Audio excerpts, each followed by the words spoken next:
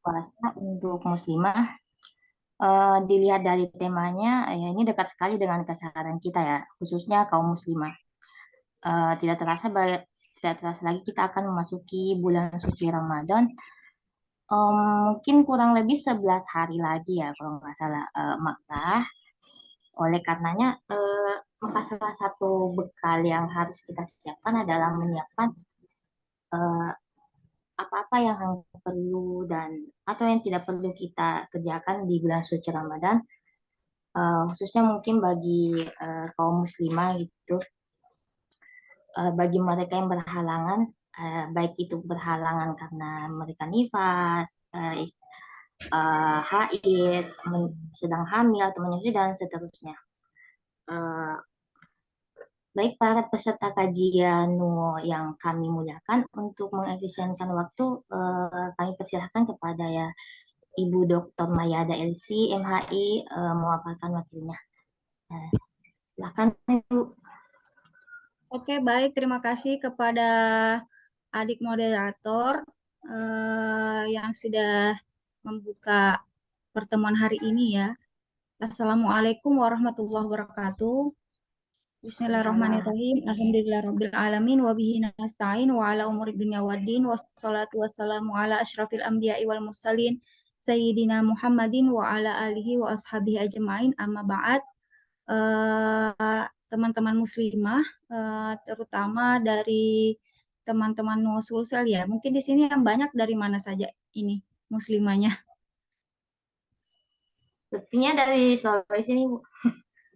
Oh iya, dari maksudnya lembaganya dari kampus atau Dari dari mana teman. aja ini? Oh Iya, iya. umum. Iya. Oke, baik.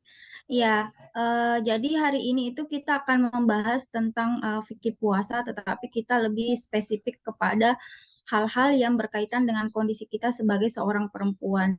Jadi ada beberapa hal memang yang berbeda dan perlu kita perhatikan sebagai seorang muslimah, di mana kondisi kita itu tidak sama dengan laki-laki. Nah, di sini kita bisa melihat bagaimana perhatian syariat terhadap perempuan, di mana para ulama itu membahas secara detail hukum-hukum yang berkaitan dengan puasa wanita. Nah, yang pertama itu tentu saja masalah haid dan nifas ya. Jadi masalah haid dan nifas. Di sini kita tidak akan membahas lebih jauh tentang seperti apa haid dan nifas itu, tetapi dikaitkan langsung dengan puasa. Saya akan menampilkan saja layar biar lebih dipahami seperti ini. Sudah kelihatan layarnya ya? Iya, Bu, sudah. Oke, baik. Nah, jadi para ulama itu sepakat bahwa mereka perempuan itu kalau misalnya dia haid itu cuma wajib qada. Tetapi kalau misalnya Ramadannya sudah berlalu terus dia tidak sempat mengkodak Ramadan yang sebelumnya, maka itu para ulama berbeda pendapat. Nah, jadi misalnya seperti seperti ini ilustrasinya. Kalau ada seorang wanita misalnya di Ramadan tahun 2022, dia ada puasa kodaknya, ada puasanya yang bolong 5 hari. Kemudian dia baru sempat mengkoda itu 2 hari, berarti tersisa 3 hari. Terus tiba-tiba datang Ramadan di tahun setelahnya gitu. Nah, di sini para ulama berbeda pendapat apakah uh, ada konsekuensi karena dia menundanya. Dilihat dulu apakah dia menunda-nunda koda puasanya itu karena ada uzur syar'i.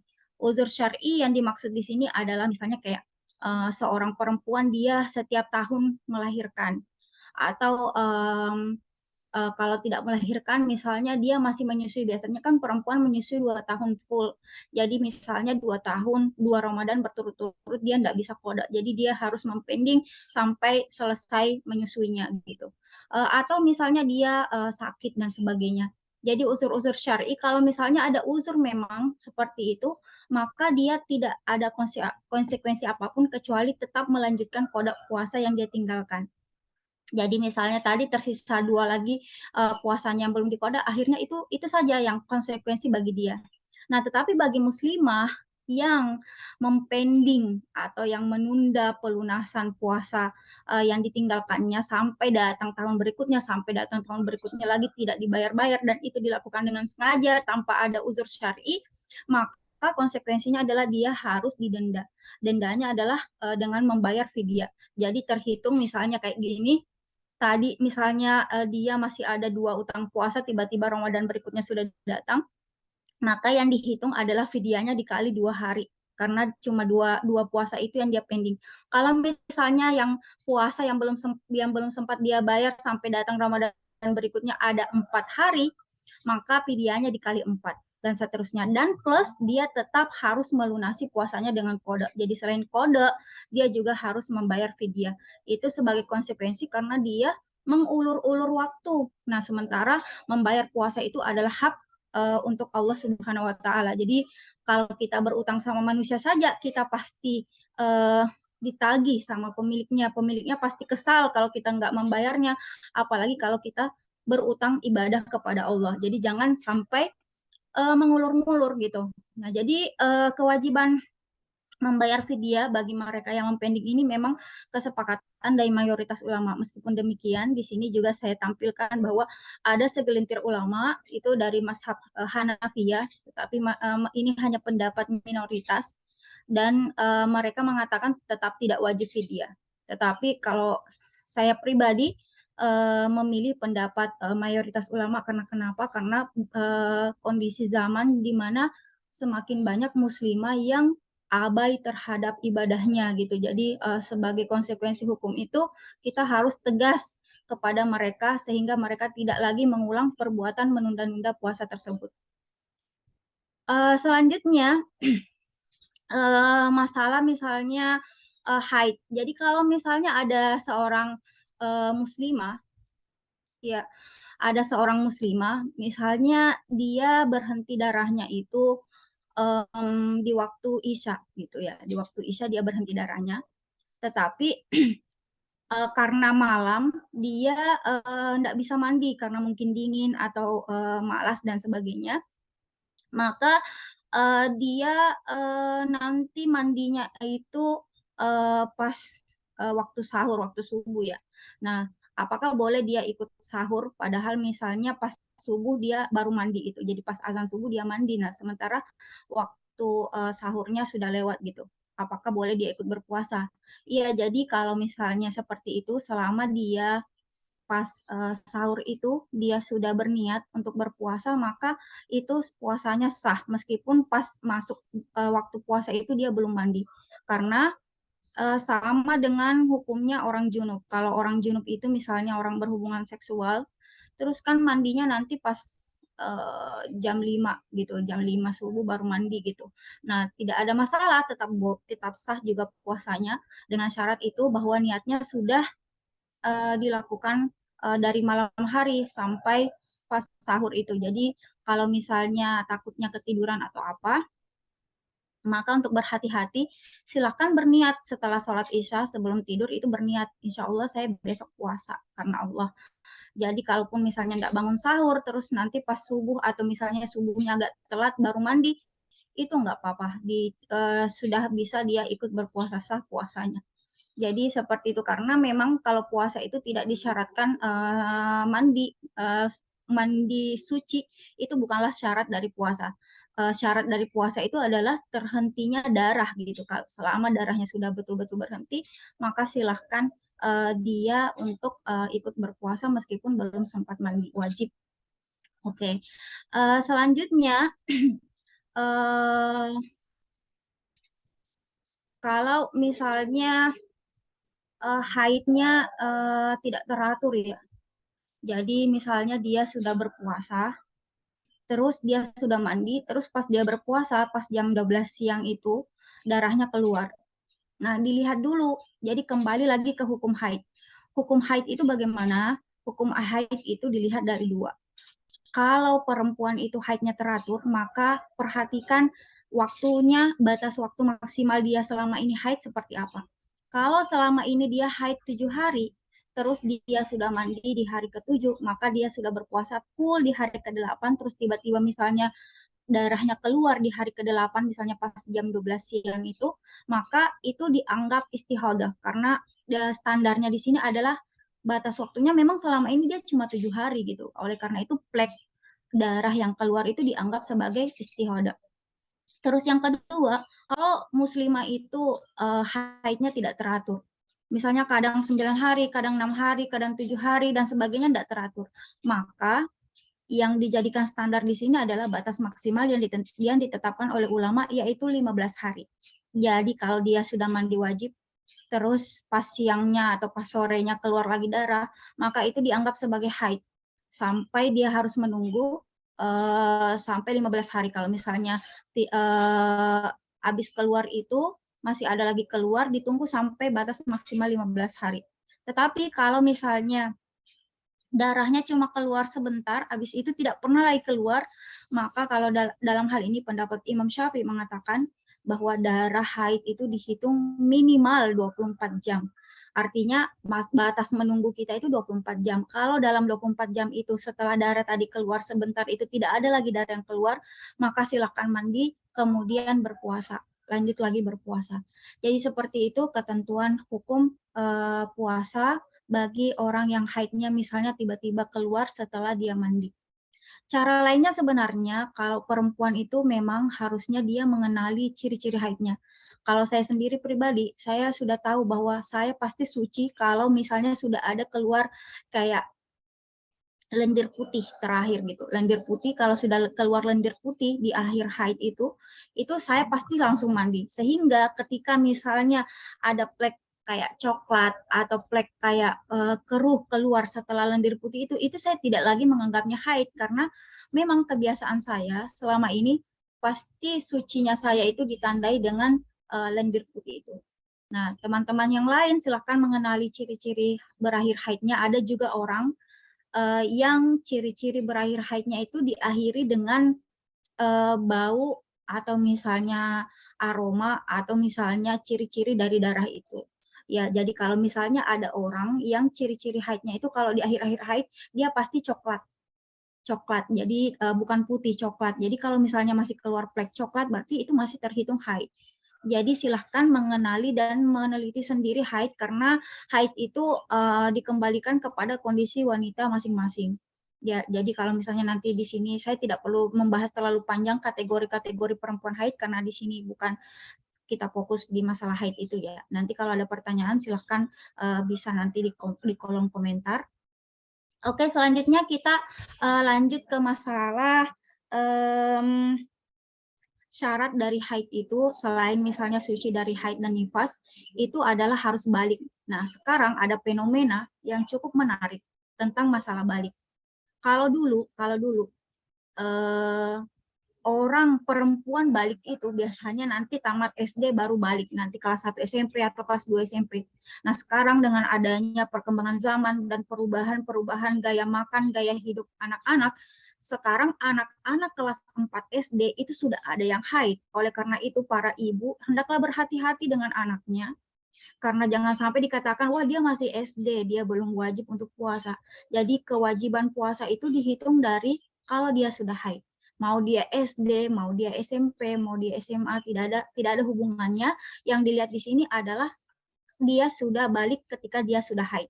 Jadi sekarang itu ada beberapa fenomena saya lihat di keluarga di mana misalnya anaknya itu masih SD tapi dia sudah haid terus masih dikasih toleransi enggak sholat, dikasih toleransi enggak apa-apa, enggak puasa dan sebagainya. Jadi kalau misalnya dia tidak puasa, dia sudah wajib mengkodok karena dia sudah masuk kategori mukallaf, kategori yang sudah wajib dibebankan kepadanya kewajiban berpuasa meskipun dia masih SD.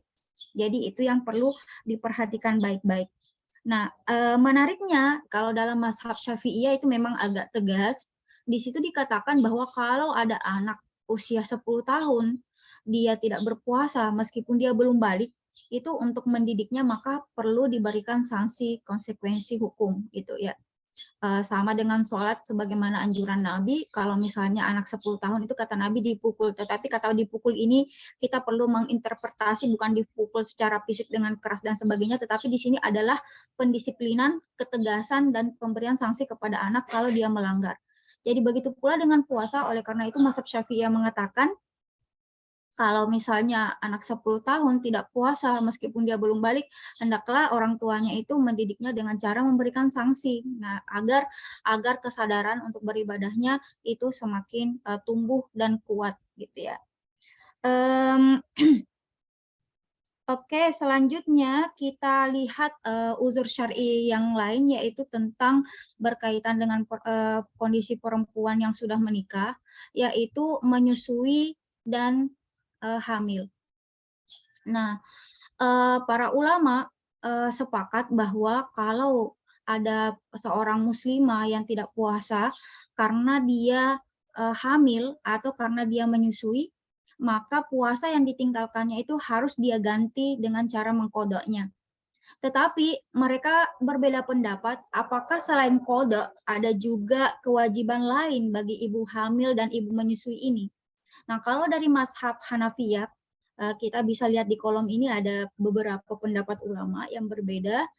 Kalau mazhab Hanafiyah itu mengatakan bahwa ibu hamil dan ibu menyusui cukup kodok saja, tidak perlu dia memberi makan orang miskin gitu.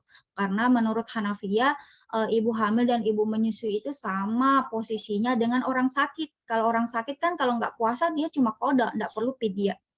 Nah, sementara kalau Malikiyah itu mengatakan bahwa selain kodok itu juga wajib memberi makan orang miskin, tetapi hanya berlaku untuk ibu menyusui. Adapun ibu hamil itu cukup kodok, gitu, cukup kodok saja.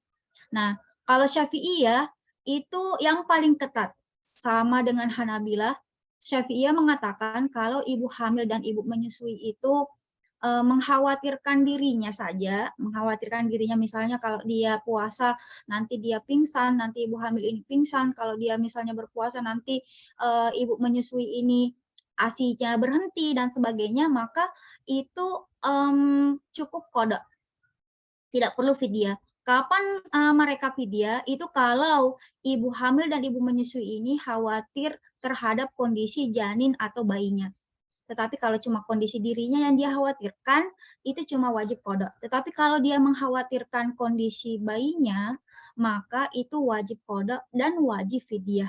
Karena kenapa? Karena dia sebenarnya mampu berpuasa, tetapi dia tidak berpuasa karena ada sesuatu atau orang lain yang dia kandung. Jadi posisinya di sini dia tidak seperti orang sakit karena dia sebenarnya mampu, tetapi cuma karena dia takut bayinya misalnya keguguran atau dia misalnya takut bayinya tiba-tiba dehidrasi dan sebagainya, maka di sini dia harus kodok dan ditambah dengan fidyah. Itu menurut Syafi'iyah dan juga Hanabilah.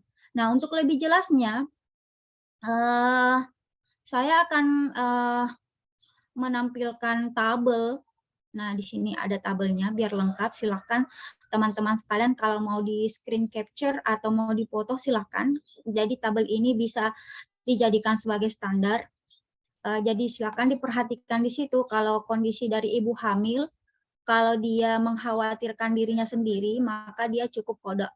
Kalau dia mengkhawatirkan dirinya juga dan janinnya juga, dia cukup kodok juga karena dikembalikan kepada dirinya sama posisinya dengan orang sakit.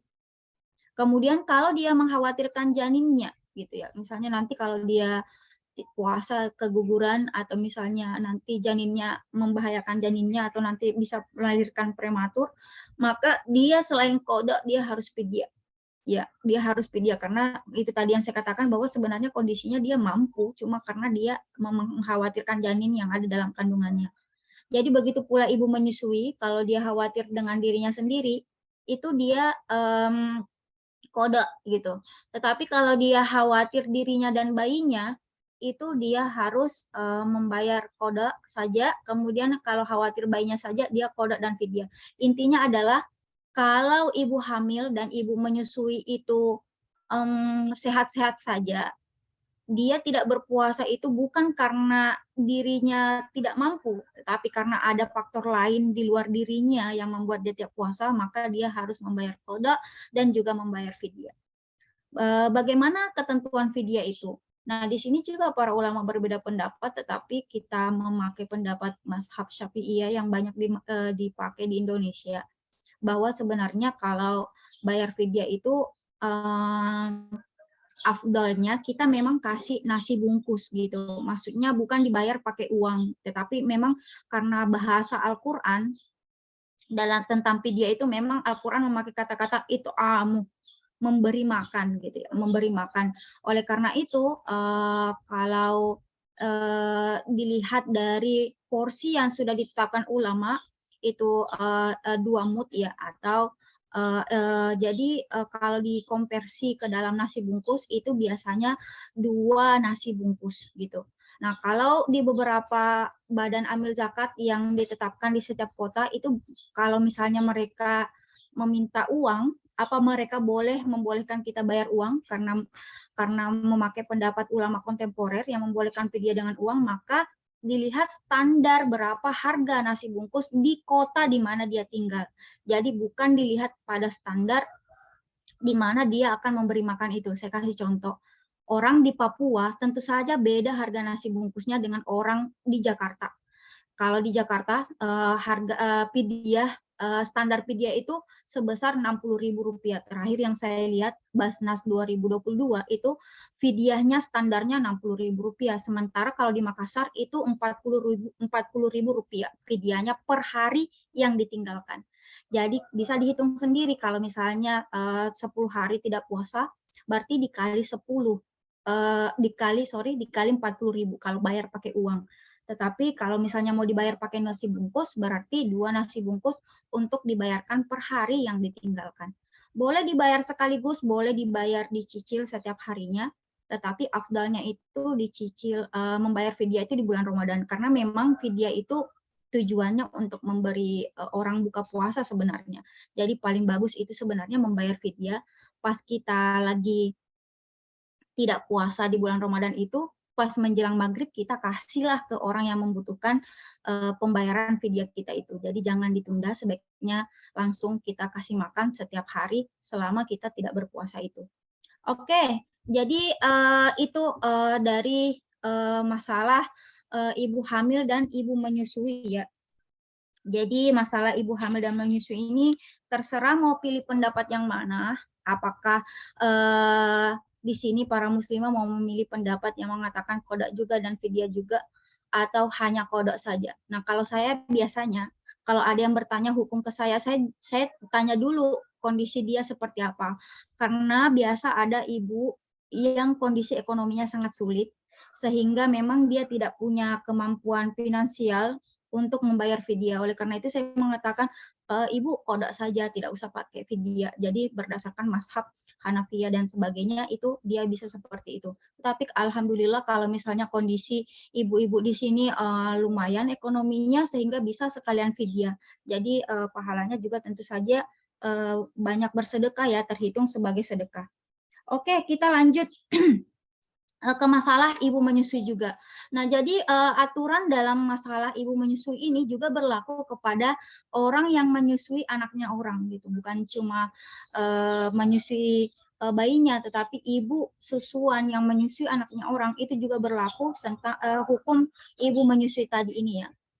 Nah, sekarang kita masuk ke masalah uzur syar'i yang lain yang biasa dialami oleh para muslimah, terutama di sini ibu-ibu ya, terutama ibu-ibu. Nah, bermesraan dengan suaminya di bulan Ramadan. Mungkin dia pengantin baru atau mungkin dia lagi hot-hotnya gitu ya. Nah, di sini ada beberapa kategori bermesraan dengan suami seperti apa. Kalau cuma mencium saja, mencium kayak mau pergi ke kantor dicium dahinya, terus kalau misalnya datang dari kantor terus cium suaminya dan sebagainya, maka itu tidak apa-apa, boleh saja.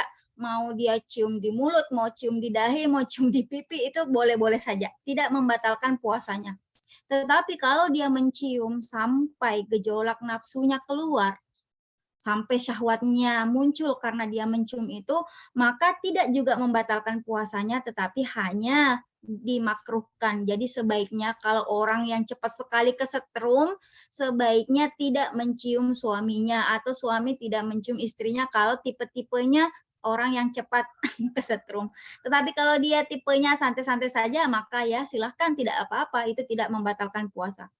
Nah, yang ketiga kondisinya kalau dia bersentuhan dengan suaminya, bermesraan dengan suaminya sampai keluar mazi. Mazi itu adalah cairan karena merasakan gejolak dalam dirinya, kenikmatan dalam dirinya gitu ketika bersentuhan kulit dan sebagainya, bersentuhan dan sebagainya, itu juga tidak membatalkan puasanya.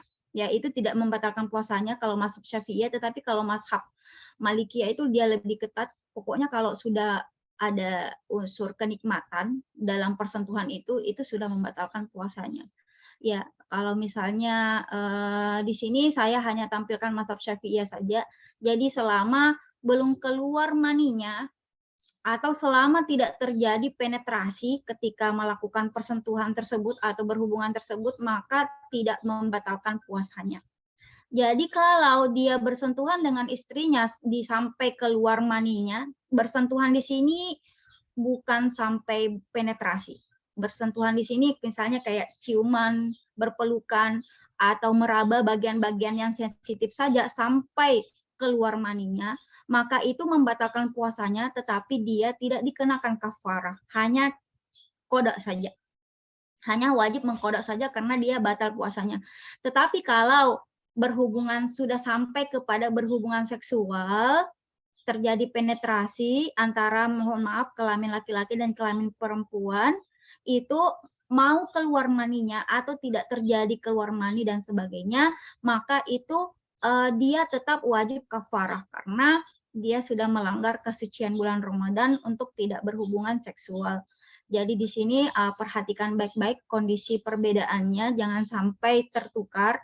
Jadi intinya adalah kalau misalnya bermesraan dengan suami tidak sampai keluar maninya, itu puasanya tidak batal.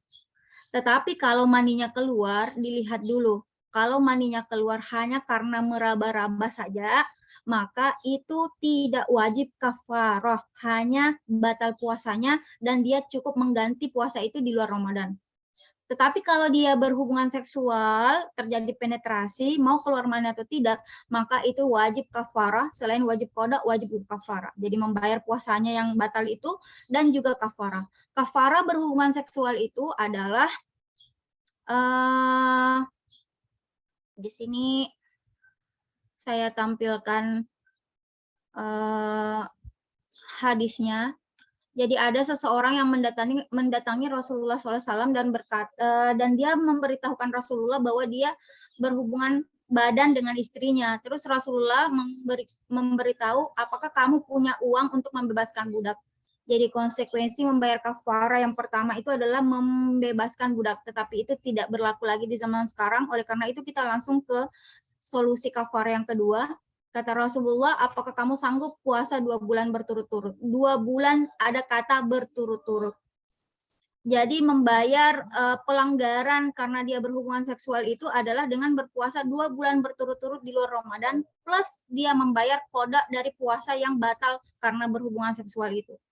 Jadi membayar puasa 60 hari harus berturut-turut. Jadi para ulama sepakat kalau misalnya ada orang yang sudah membayar kafarahnya, dia sudah puasa 10 hari, tiba-tiba dia kayak tidak bisa lagi lanjutkan, terus akhirnya tidak puasa besoknya, terus baru puasa lusanya, maka kata ulama dia harus ulang lagi dari pertama sampai 60 hari.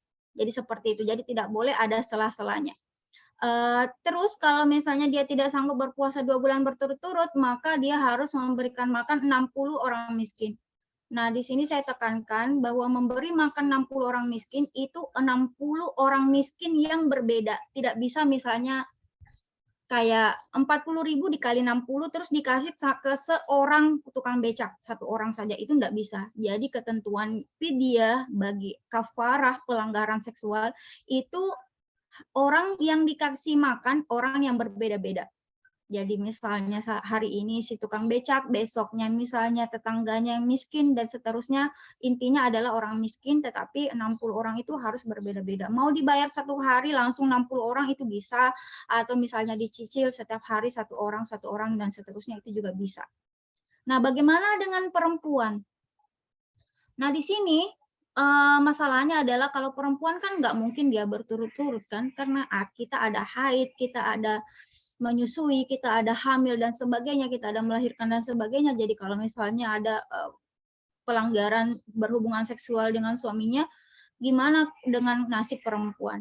Nah, kalau ulama Syafi'iyah mengatakan bahwa yang wajib berpuasa 2 bulan berturut-turut itu hanyalah suami. Ya, jadi di sini istri bisa tersenyum mendengarkan mendengarkan pendapat mazhab Syafi'iyah, kita merasakan hubungan seksualnya, terus yang ini suaminya yang harus menanggung puasa 2 bulan berturut-turut itu pendapat dari mazhab Syafi'iyah. Kenapa mazhab Syafi'iyah berpendapat laki-laki saja yang harus menanggung puasa 2 bulan berturut-turut itu? Karena berdasarkan hadis yang tadi. Di hadis yang tadi itu kan yang melapor kepada Rasulullah itu seorang suami. Kemudian Rasulullah cuma bilang ke dia gitu, cuma memberitahukan konsekuensi hukum itu ke dia. Rasulullah enggak bilang kasih tahu juga istrimu gitu. Nah, jadi menurut mazhab Syafi'iyah itu artinya bahwa Nabi mewajibkan cuma untuk dia, untuk suaminya itu. Nah, sementara mazhab yang lain kalau misalnya pendapat Malikiyah itu mengatakan bahwa perempuan atau si istri juga harus berpuasa 2 bulan berturut-turut kalau dia sama-sama mau gitu ya. Kalau dia sama-sama mau seperti suaminya. Tapi untuk cara dia berpuasa 2 bulan berturut-turut itu karena perempuan ada haidnya itu tidak dihitung sebagai selang-selingnya. Jadi pas habis dia haid dilanjut lagi, jadi tidak dianggap terputus. Jadi 2 bulan berturut-turut itu tidak dihitung dari haid dan nifasnya, jadi dia bisa tetap melakukan kafara 2 bulan berturut-turut itu. Nah, di sini juga menarik bahwa para ulama juga berbeda pendapat apakah kita boleh memilih atau itu harus berurutan. Misalnya kalau kita selama kita masih mampu berpuasa, enggak boleh kita langsung bilang saya bayar denda saja gitu, enggak bisa. Atau bolehkah kita memilih gitu, mau kita bayar denda atau kita mau ganti saja dengan puasa 2 bulan berturut-turut. Nah, kalau mazhab Syafi'iyah mengatakan itu harus berurutan. Jadi selama orang itu sanggup memiliki kesanggupan fisik untuk berpuasa, dia tidak bisa beralih menggunakan fidyah. Jadi dia harus berpuasa 2 bulan berturut-turut meskipun dia misalnya punya kemampuan ekonomi untuk membayar fidyah. Tetapi bagi orang yang lemah fisik atau uzur syar'i misalnya, maka silahkan menggunakan konsekuensi ketiga yaitu membayar fidyah.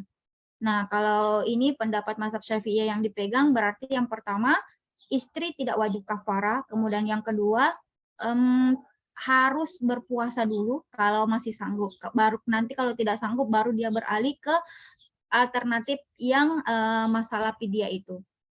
Ya, alternatif dari yang ketiga itu.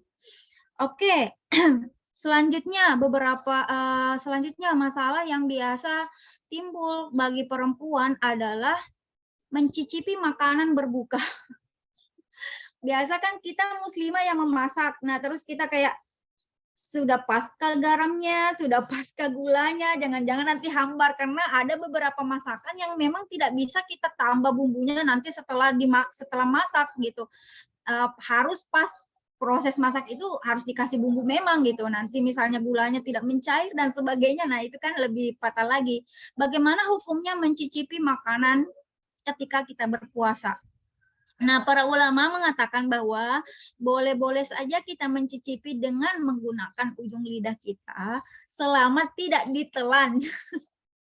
Selama tidak ditelan, karena sekali lagi saya katakan bahwa indera lidah kita diberikan sudah diformat oleh Allah untuk merasakan rasa-rasa meskipun tidak kita telan. Jadi oleh karena itu kita cukup mencelup misalnya, terus kita mencoba dengan ujung lidah kita, mencicip dengan ujung lidah kita, maka itu tidak membatalkan puasa. Maka silahkan dilakukan mencicipi makanan itu selama tidak ditelan. Kalau ditelan ya berarti batal. Ya, kalau ditelan berarti batal. Selanjutnya hukum yang biasa berkaitan dengan perempuan, yaitu kalau misalnya perempuan itu menggunakan apa istilahnya pil anti haid. Nah, kalau Fatwa MUI kan pernah menerbitkan fatwa tentang pil anti haid, tetapi hanya khusus untuk haji dan itu dibolehkan. Nah, bagaimana kalau misalnya ada perempuan yang karena misalnya dia merasa sangat berat untuk mengkodok puasanya, mungkin kalau dia datang haidnya itu haidnya lama, jadi puasanya banyak bolongnya sehingga dia mau menggunakan pil anti haid selama Ramadan, gitu, biar tidak capek lagi untuk mengkodok puasanya. Nah, di sini sebenarnya beberapa ulama mengatakan itu makruh ya, karena haid itu adalah fitrah perempuan gitu. Jadi kalau misalnya dia menggunakan penahan haid tanpa ada alasan, maksudnya tanpa kondisinya sebenarnya bisa-bisa saja, maka di situ dianggap sebagai melanggar fitrah, tetapi tidak sampai haram, hanya makruh saja. Nah, kalau ulama kontemporer yang membolehkan itu ada, diantaranya kayak Yusuf Qardawi itu mengatakan bahwa kalau perempuan itu merasa berat, maka silahkan menggunakan atau mengonsumsi pil anti haid selama selama pertama atas resep dokter, nggak bisa atas inisiatif sendiri. Kemudian yang kedua, tidak menyebabkan mudarat pada dirinya. Misalnya kalau dia di hari pertama itu dia minum anti haid, terus tiba-tiba dia sakit, dia kejang, atau dia sampai pingsan, keringat dingin, atau sampai keluar gumpalan-gumpalan darah dan sebagainya yang akan membahayakan dirinya, maka justru haram hukumnya dia mengonsumsi pil anti haid.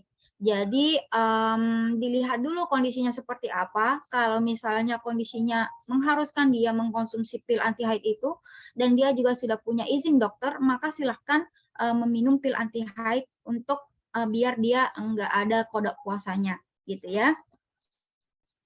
Oke, selanjutnya adalah masalah yang biasa ditanyakan juga kepada saya adalah hukum kalau misalnya ada seorang ibu yang kodok puasanya belum sempat dibayar terus meninggal. Dia kan biasa kalau ada orang tua yang sudah lansia meninggal di bulan Ramadan, itu bagaimana anaknya atau suaminya apakah wajib untuk mengkodok puasanya? Jadi di sini para ulama berbeda pendapat juga tentang konsekuensi seorang muslimah atau bukan cuma muslimah sebenarnya, laki-laki kalau misalnya dia tidak sempat membayar kodok puasanya terus beliau wafat, itu bagaimana? Nah, kalau yang mayoritas ulama itu mengatakan bahwa ahli warisnya cukup membayar fidyah saja. Jadi misalnya ketika ibu meninggal, itu ada kodok puasanya yang kita tahu, misalnya 4 hari belum dibayar oleh beliau almarhumah, maka silahkan anaknya kah, atau kalau misalnya ada suaminya yang membayar kodok puasa tersebut. Sementara ada juga ulama yang berpendapat bahwa ahli waris itu diberikan pilihan mau dia qada atau mau dia ganti dengan fidyah gitu. Jadi terserah ahli warisnya semampunya yang mana, dia mau ganti qada dengan mempuasakan orang yang meninggal tersebut atau dengan memberikan makan orang miskin. Jadi terserah, karena biasa kan juga ada orang yang ahli warisnya miskin atau tidak mampu secara ekonomi, maka silahkan mengganti dengan qada puasa. Kalau misalnya ada yang diberikan kesanggupan ekonomi, sementara qada puasa almarhumah ini cukup banyak, maka silakan bayar dengan fidyah, silakan dipilih. Ini pendapat dari Imam Syafi'i pada pendapat Qaulul Qadimnya, dan juga pendapat dari Hasan Al-Basri, dan juga biasa dipakai di Indonesia ya, karena di Indonesia kan misalnya masyarakatnya agak, kalau dalam beribadah itu mungkin masih kurang motivasi, sehingga bagusnya mereka memang diberikan pilihan untuk menebus puasa yang ditinggalkan oleh kerabatnya yang meninggal. Tetapi dengan catatan, saya kasih catatan bahwa kalau almarhum dan almarhumah tidak sempat membayar qada puasanya itu karena sakit. Misalnya sebelum beliau meninggal itu sakit keras sampai kemudian ajal menjemput, maka karena sakitnya itu dia tidak sempat mengqada puasanya, maka dalam hal ini gugurlah utang puasanya, dan bagi kerabatnya tidak perlu membayarnya karena memang dia ada uzur syar'i tidak membayar itu. Jadi kalau misalnya almarhumah belum membayar qada puasanya itu karena memang sengaja atau misalnya alasan kesibukan atau alasan-alasan yang lain kemudian dia tiba-tiba meninggal, wafat dan sebagainya, maka dalam hal ini itu kembali ke hukum yang tadi. Kerabatnya harus mengganti utang tersebut. Saya kira itu saja yang bisa saya sampaikan untuk sementara. Nanti mungkin bisa dikembangkan di kolom tanya jawab. Selanjutnya saya serahkan kepada moderator. Baik Bu, terima kasih banyak. Sangat mencerahkan. Tadi tuh terkadang saya ada yang mau ditanyakan, tapi udah dijawab juga sama Ibu. Jadi makanya saya bilang ini apa lengkap banget. Baiklah, bagi peserta kajian Nasaruddin Umar Office yang mungkin mempunyai pertanyaan atau mau menanggapi, silahkan ditulis di kolom chat atau mungkin raise hand bisa. Namun sebelum itu saya ingatkan kepada para peserta, silahkan follow akun sosial media Nasaruddin Umar Office Sulawesi Selatan, juga fatwa.id ya. Bu, sebelum ini Ya. sambil menunggu pertanyaan di kolom chat, ini ada yang japri saya, katanya pertanyaannya seperti ini Bu. Tadi Ibu mengatakan kalau lansia yang sudah wafat, yang tidak sempat mengganti puasanya, maka diganti oleh ahli warisnya atau ya anaknya gitu ya. Nah, bagaimana dengan lansia yang masih hidup dan diberi kesehatan dan keberkahan sama Allah untuk merasakan bulan suci Ramadan setiap tahunnya, diberi umur panjang, tetapi di bulan suci Ramadan tidak bisa berpuasa begitu karena kendala kesehatan mungkin. Tapi tetap masih bisa melaksanakan sholat. Cuman kalau masalah puasa tidak bisa. Jadi misalkan mungkin tahun ini dapat puasa. Nah, melewati tahun ini kan pasti ada waktu bagi lansia untuk mengganti puasanya. Kemudian masuk lagi tahun berikutnya, jadi otomatis ketemu lagi bulan Ramadan berikutnya.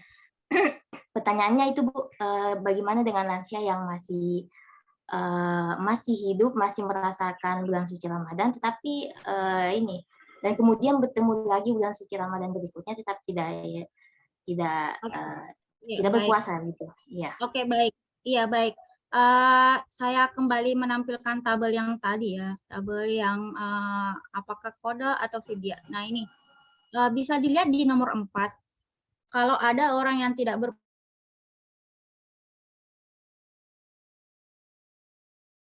berpuasa yang ditinggalkan itu dengan mengganti dengan berpuasa atau qada, tetapi dia menggantinya dengan memberi makan orang miskin. Suara saya jelas tidak?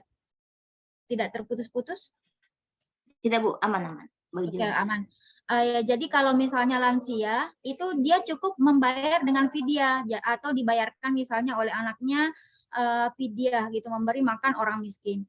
Nah, tetapi kalau lansia, orang tua, lansia itu kan lanjut usia ya. Lansia itu lanjut usia. Nah, kalau lanjut usia, itu dilihat dulu gitu. Nah, di sini yang diberikan toleransi oleh syariat untuk membayar fidyah adalah lansia yang memang sudah lemah secara fisik, tidak bisa berpuasa.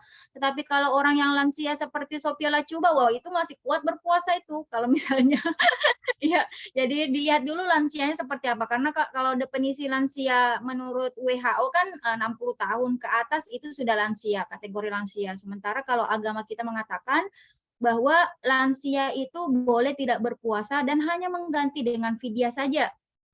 Tetapi dengan syarat lansia itu memang sudah lemah secara fisik. Lemah secara fisik berarti dia sudah tidak bisa berpuasa. Kalau dia berpuasa nanti dia pingsan, atau nanti dia dehidrasi, atau dia nanti sakit dan sebagainya, maka dalam hal ini silahkan tidak berpuasa meskipun misalnya dia masih mampu untuk sholat dan sebagainya. Tetapi kan memang puasa itu lebih berat dari sholat ya. Jadi kalau misalnya seperti itu dia sudah lemah tidak bisa puasa, maka diganti saja dengan fidyah seperti yang saya katakan bahwa jadi kalau menjelang buka puasa silahkan minta anaknya atau misalnya keluarganya untuk menggantikan puasa tadi yang ditinggalkan tadi, misalnya dengan memberikan buka puasa kepada orang miskin. Jadi dia mendapatkan pahala berbuka puasa, kemudian dia mendapatkan pahala dari karena dia membayar fidyah atau bersedekah dengan orang miskin. Jadi itu yang saya katakan tadi bahwa membayar fidyah idealnya itu dilakukan pada hari puasa tersebut. Jadi jangan nunggu selesai Ramadan baru bayar fidyah. Jangan nunggu misalnya di total baru nanti ini. Jadi biar dia ikut merasakan memberi makan orang ketika berbuka puasa, bagusnya fidyah itu dilakukan di hari itu setiap hari. Jadi seperti itu ya, boleh lansia kalau misalnya dia sudah lemah fisik, tetapi dia tidak diganti lagi dengan kodok, tetapi cukup dengan berfidyah. Jadi misalnya kalau dia tidak sempat fidyah terus datang lagi Ramadan berikutnya, tidak sempat fidyah baru datang berikutnya, itu tidak ada juga konsekuensi denda seperti tadi perempuan yang normal. Jadi sebaiknya fidyah itu kalau misalnya dia tunda sampai Ramadan berikutnya, jangan dibayar sebelum datang Ramadan. Misalnya kayak gini, kita kan sudah tahu bahwa orang tua kita ini setiap tahun tidak berpuasa karena dia lansia. Misalnya sebelum tanggal 1 Ramadan, anaknya ini berinisiatif untuk sekalian bayar 30 hari fidyah gitu sebelum Ramadan. Nah, sebaiknya kalau Syafi'iyah itu dibayar pas masuk Ramadan baru dibayar fidyahnya, jangan sebelum Ramadan. Begitu ya, moderator. Siap, Bu. Tapi Bu, kalau misalkan ternyata yang lansia ini ternyata juga kondisinya miskin, Bu. Bagaimana solusinya itu? Iya. Nah, itu yang saya katakan tadi, kalau misalnya dia miskin, maka anaknya atau misalnya ahli warisnya yang bisa mengcover atau menggantikan fidyahnya dia, bayarkan fidyah, dan tetapi niatnya ketika dia membayar fidyah, saya niatkan membayar fidyah ini atas nama ini gitu. Jadi seperti itu.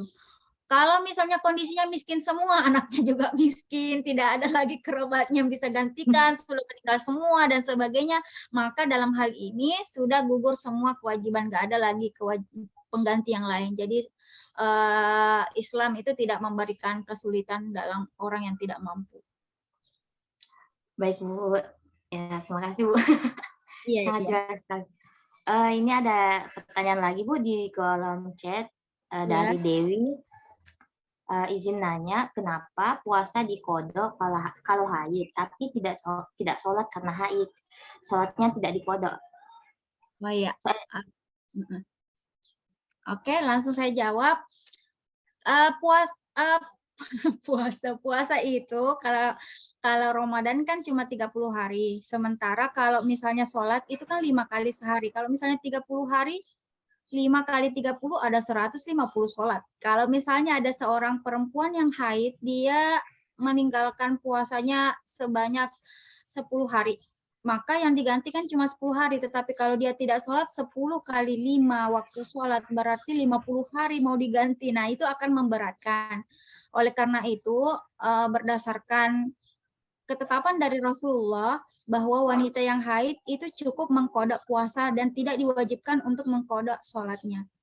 Tetapi di sini ada pengecualian. Kalau kita misalnya haid pas masuk waktu sholat, kita sengaja tunda-tunda belum sholat, maka waktu sholat itu dihitung sebagai nanti harus dikodok. Jadi saya kasih contoh misalnya seperti ini. Saya waktu zuhur itu sekarang jam 12:20 misalnya. Saat jam 12:30 itu saya keluar darah.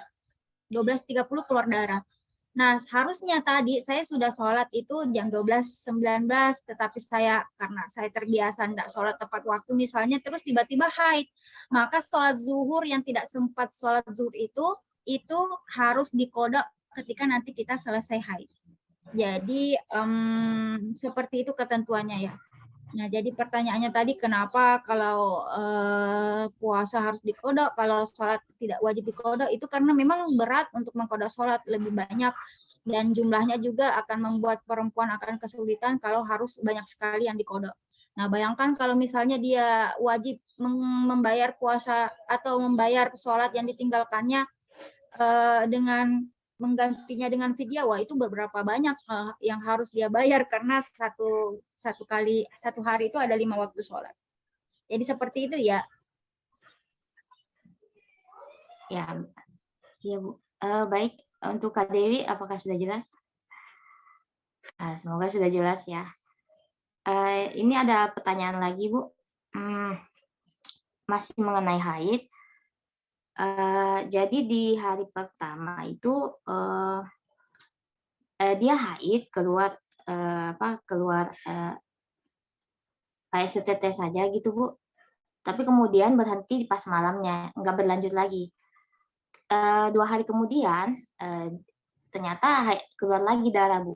Nah, ya jadi haid atau darah yang pertama kali keluar pada hari pertama itu apakah sudah bisa dikategorikan sebagai darah haid, sedangkan jarak waktunya 2 hari begitu. Nah, sedangkan kalau menurut mazhab Syafi'i kan harus 24 jam. Ya, baik. Bagus sekali pertanyaannya. Jadi sebagaimana saya sudah katakan tadi bahwa minimal waktu haid berdasarkan mazhab Syafi'iyah itu adalah sehari semalam, atau misalnya kalau kita hitung pakai jam 24 jam. Nah, tetapi batasan ini berlaku bagi orang yang memang tidak punya kebiasaan. Nah, kalau misalnya ada perempuan yang kebiasaannya kayak gini, hari pertama dia haid keluar darah sebentar saja. Nanti hari ketiga baru keluar lagi, setelah itu lancar, tidak pernah putus. Ada juga orang yang keluar sedikit, besoknya sedikit, besoknya sedikit, sedikit, terus baru lancar, dan seterusnya. Nah, kalau misalnya kebiasaannya memang selama haid, dia seperti itu modelnya, hari pertama sedikit, tidak pernah lagi keluar setelah itu, nanti 2 hari kemudian, atau lusa baru keluar, dan seterusnya, maka kalau kebiasaannya itu dijadikan standar bahwa 2 hari yang kosong tidak keluar haid itu dihitung sebagai haid. Jadi kalau misalnya dikembalikan kepada kebiasaannya. Kalau itu bukan kebiasaannya, maka dilihat apakah darah yang keluar itu ciri-cirinya aromanya seperti haid gitu. Misalnya kalau dia perempuan yang haidnya tidak teratur ya, kadang kosong, kadang lancar setiap hari, kadang tidak keluar setiap hari, maka lihat dulu ciri-ciri darah itu. Kalau misalnya darah itu tidak berbau, misalnya dia kayak darah segar, maka itu dianggap sebagai istihodah, maka silakan sholat, maka silakan puasa. Apalagi kalau tidak pernah lagi keluar setelah itu, jadi tidak sampai 24 jam. Jelas ya di sini? Kalau belum jelas, mungkin nanti bisa di kolom chat. Ya, jadi dikembalikan kepada kebiasaannya seperti apa. Kalau memang tidak pernah seperti itu kejadiannya, maka itu dianggap sebagai istihadah. Iya Bu, baik. Mas Bu, masih ada lagi pertanyaan? Dari Kakuratu Ayunia, Assalamualaikum Ustazah. Izin bertanya bagaimana kalau seorang wanita haid 6 hari, kemudian suci. Hari ke-7 dia puasa, tetapi ternyata hari ke-8 keluar darah dan yakin itu adalah darah haid. Apakah hari ke-7 kemarin tetap sah puasanya? Itu dari Kak Kula Ayuni. Ya, sebenarnya tadi di awal kita sudah bahas ini, tapi mungkin kurang terlambat masuk ya. Jadi dilihat dulu kebiasaannya. Kalau misalnya selama ini dia memang cuma haidnya 6 hari atau 7 hari, maka kalau sudah mandi di hari ke-7 terus tiba-tiba keluar darah di hari ke-8, maka darah yang keluar di hari ke-8 itu dianggap sebagai darah istihadah karena melebihi kebiasaannya. Itu bagi yang memang haidnya teratur 7 hari ya, atau haidnya teratur sekian hari, jadi hari melewati kebiasaannya itu sudah dihitung istihadah. Tetapi kalau misalnya dia tidak teratur, kadang 6, kadang 7, kadang 8, tidak ada hari teraturnya, tidak ada batas maksimal haidnya yang teratur, maka betul sekali itu dilihat dari tanda darah itu. Jadi kalau misalnya Qurra yakin bahwa itu cirinya persis seperti darah haid, misalnya dari baunya, dari warnanya, maka puasa yang tadinya puasa di hari ke-7 itu dihitung sebagai tidak puasa, dihitung sebagai haid. Jadi meskipun pas hari ke-7 tadi itu tidak ada yang keluar sama sekali ya, pas hari ke-8 baru keluar, padahal tadi di hari ke-7 sudah full puasanya. maka itu yang puasa hari ketujuh itu dihitung sebagai haid. Nah, di sini memang sedikit merepotkan memang bagi perempuan, apalagi kalau misalnya kita sudah puasa full, tiba-tiba malamnya baru keluar. Jadi saran saya kalau berdasarkan hadis Nabi itu caranya adalah sebelum kita mandi wajib, kalau ini yang tidak teratur haidnya ya, sebelum kita mandi wajib itu kita masukkan kapas atau misalnya tisu atau kain yang berwarna putih ke dalam lubang vagina gitu ya, ke dalam lubang vagina, dan dilihat apakah putihnya kain atau kapas atau tisu itu tidak ada lagi melengket di situ bekas-bekas kayak coklat atau apa. Kalau masih ada coklat atau ada keruh, maka jangan dulu mandi. Nah, itu diajarkan oleh Aisyah radhiyallahu anha. Jadi seperti itu, jadi jangan juga buru-buru mandi gitu kalau belum betul-betul bersih. Jadi seperti itu ya, Qurrah. Oh iya, ya Bu. Nah, maka semoga jelas ya Kak Qurra ini ya. Satu lagi Bu, masih ada pertanyaan dari Kak Siti Aisyah Majahaf. Apakah boleh membatalkan puasa di saat kerja cari nafkah, namun tetap dikodok di luar Ramadan? Terima kasih, Ustazah. Oke, ya ini yang bertanya orang spesial ini. Ibu Wakil Dekan. Oh ya. Oke, baik. Ya, tadi memang saya tidak membahas masalah kalau orang meninggalkan puasa karena misalnya profesinya misalnya kayak sopir, tukang batu, dan sebagainya. Sementara itu memang yang banyak terjadi di masyarakat. Dalam hal ini, para ulama itu menjelaskannya secara detail sebenarnya. Jadi dilihat dulu kondisi orang seperti itu seperti apa. Yang pertama saya bahas dulu masalah sopir. Kalau dia adalah mencari nafkah dengan sopir, berarti kan dia melakukan perjalanan, di mana perjalanan yang dia lakukan itu adalah perjalanan musafir. Jadi sudah masuk jarak safar. Nah, sementara kita tahu bahwa musafir itu diberikan keringanan oleh Allah untuk tidak berpuasa ya, dan mengqasar sholatnya. Tetapi dilihat dulu apakah sopir itu memang tidak pernah meninggalkan profesinya sebagai sopir. Artinya dia senantiasa melakukan itu setiap hari. Tidak ada waktu lain atau waktu luang di mana dia bisa mengkodok puasanya. Maka dalam hal ini para ulama mengatakan bahwa dia mengganti puasanya itu dengan berfidyah. Karena memang tidak ada waktu bagi dia untuk mengkodok puasanya. Tetapi bagi sopir yang ada juga ulama yang berpendapat di sini ulama yang berpendapat seperti itu adalah Syafi'iyah ya, yang mengatakan bahwa kalau sopir itu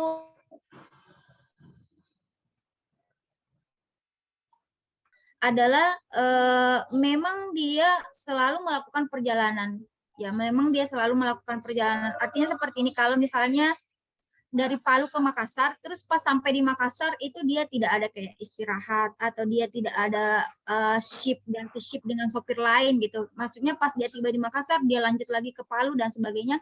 Maka kalau menurut Syafi'iyah, itu dia tidak dikenakan keringanan untuk tidak berpuasa. Jadi dia harus berpuasa karena dia sudah tidak dikategorikan orang yang safar, dia kategori orang yang istilahnya apa ya, orang yang memang dia terus-menerus melakukan itu gitu. Jadi seperti itu maksudnya dari kalau Syafi'iyah. Tetapi selama ini kalau saya berdasarkan pendapat-pendapat ulama kontemporer yang saya ambil pendapatnya itu, lihat dulu kondisinya.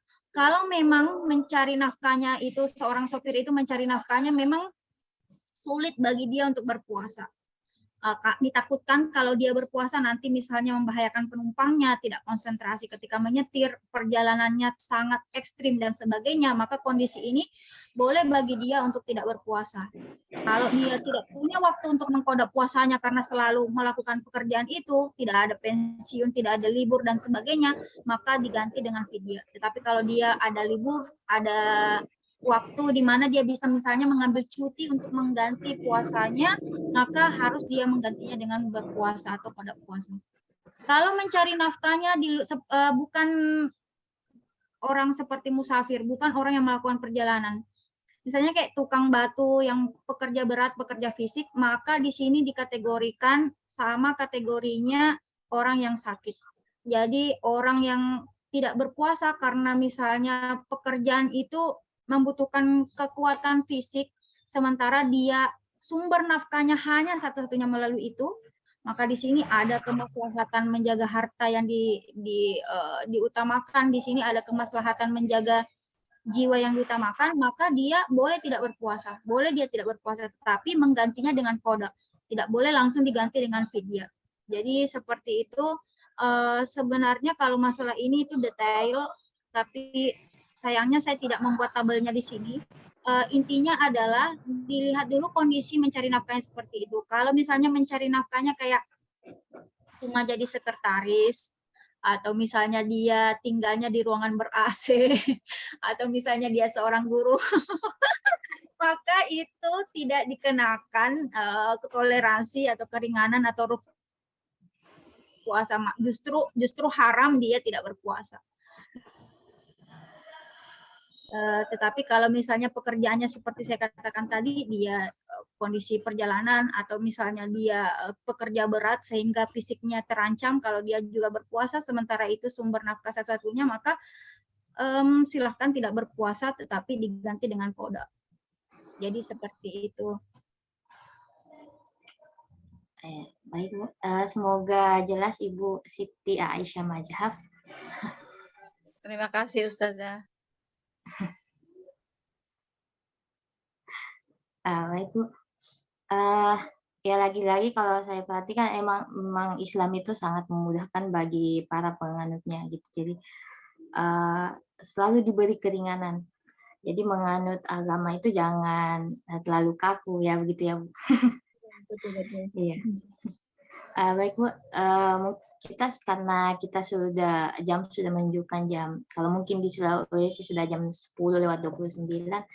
Ini udah lumayan lewat nih waktunya, setengah jam. Iya. Saya persilahkan kepada Ibu Mayada, mungkin ada closing statement. Ya, closing statement-nya apa ya? Jadi dari 5 rukun Islam yang diwajibkan kepada kita, itu puasa itulah yang sifatnya ibadah, yang sifatnya pribadi, jalur privat. Kalau kita sholat, kita kan ada kesempatan kayak dilihat orang, jadi sengaja kita khusyuk-khusyukkan sholatnya. Kalau haji, kita bisa ada kesempatan di pamer sama orang, kemudian zakat juga seperti itu. Tetapi kalau puasa, itu jarang orang kelihatan. Kalau selama dia tidak bilang saya lagi puasa, itu adalah ibadah yang istilahnya dia betul-betul privat. Jadi kalau kita adalah muslimah yang taat dalam berpuasa, masalah berpuasa ini berarti kita memang adalah orang yang kuat dalam beribadah gitu. Karena menurut saya puasa ini jarang untuk bisa dipamerkan dan sebagainya. Jadi sehingga ketika kita berpuasa itu betul-betul murni dan hadir berdasarkan kesadaran kita sebagai seorang muslim. Ya, itu saja dari saya. Mudah-mudahan ada manfaatnya. Mohon maaf jika ada mungkin kesalahan nantinya. Saya ucapkan terima kasih kepada moderator, teman-teman yang sudah bertanya, dan audiens yang ada di sini. Mohon maaf sekali lagi jika ada kekurangan. Wassalamualaikum warahmatullahi wabarakatuh. Waalaikumsalam warahmatullahi wabarakatuh. Sekali lagi Ibu Mayada, terima kasih banyak sudah menyempatkan hadir. Semoga sehat selalu diberi keberkahan dan bisa ketemu di bulan Ramadan berikutnya. Karena kita sudah di penghujung acara, dengan ini saya selaku moderator yang memandu kajian kita pada pagi hari ini, berterima kasih kepada para peserta kajian Nasaruddin Umar Office Sulawesi Selatan. Sebelum saya tutup, mau mengingatkan kembali, jangan lupa di follow akun sosial media Nungul Sulawesi Selatan dan fathah.id. Terus pantengin akun sosial medianya karena bakal ada info kajian berikutnya lagi. Terima kasih sebelumnya, terima kasih untuk semuanya para peserta, terutama Ibu narasumber Ibu Dr. Mayada Islim HI. Akhirul kalam, wallahul muwaffiq ila aqwamit thoriq. Assalamualaikum warahmatullahi wabarakatuh. Waalaikumsalam. Waalaikumsalam warahmatullahi wabarakatuh.